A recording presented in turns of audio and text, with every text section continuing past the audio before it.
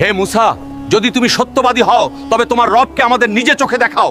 যতক্ষণ না আমরা আল্লাহকে পরিষ্কারভাবে দেখব, আমরা ঈমান আনবো না। এই শব্দগুলো ছিল বনি ইসরায়েলের সেই ৭০ জন সর্দারের, যাদেরকে মুসা নবী তুর পাহাড়ে আল্লাহর কাছে ক্ষমা চাওয়ার জন্য নিয়ে গিয়েছিলেন। এর আগে বনি ইসরায়েল সোনার একটি গরু তৈরি করে তার ইবাদত শুরু করেছিল। এই কারণে আল্লাহ তাদের ওপর অনেক অসন্তুষ্ট হন এবং তাদের তওবা করার নির্দেশ দেন। এরপর মুসা নবী তার কওমের ৭০ জন সর্দারকে বললেন, চলো তুর পাহাড়ে গিয়ে আল্লাহর কাছে ক্ষমা চাই। যখন তারা সবাই সেখানে পৌঁছালেন, তখন হঠাৎ তাদের মুখ থেকে অত্যন্ত ধৃষ্টতাপূর্ণ কথা বেরিয়ে এলো। তারা উচ্চস্বরে বলল, হে মুসা, যদি তুমি সত্যবাদী হও তবে তোমার রবকে আমাদের নিজের চোখে দেখাও। যতক্ষণ না আমরা আল্লাহকে পরিষ্কারভাবে দেখব, আমরা ঈমান আনবো না। তখন হঠাৎ আকাশে কালো মেঘ ছেয়ে গেল, তীব্র বজ্রপাত হতে শুরু হলো। এরপর জমিন সজোরে কেঁপে উঠল এবং এক ভয়াবহ বিস্ফোরণ ঘটল। এই ঘটনাকেই কোরআনে রাজফা বলা হয়েছে। এক মুহূর্তের মধ্যে ৭০ জন সর্দারের প্রত্যেকেই মাটিতে লুটিয়ে পড়ল এবং কেউ চিৎকার করার সুযোগও পেল না। সবাই সেখানে ঝলসে গিয়ে প্রাণহীন হয়ে পড়ল। এই দৃশ্য দেখে হযরত মুসা নবী কাঁদতে কাঁদতে সিজদায় লুটিয়ে পড়লেন এবং দোয়া করতে লাগলেন, হে আমার রব, আপনি যদি চাইতেন তবে আমাকে এদের আগেই ধ্বংস করে দিতে পারতেন। আপনি কি কয়েক নির্বোধের কারণে পুরো কওমকে ধ্বংস করে দেবেন? আল্লাহ তখন হযরত মুসা নবীর দোয়া কবুল করলেন এবং সেই ঝলসে যাওয়া মানুষগুলো নড়তে শুরু করলো। তাদের চোখ খুলে গেল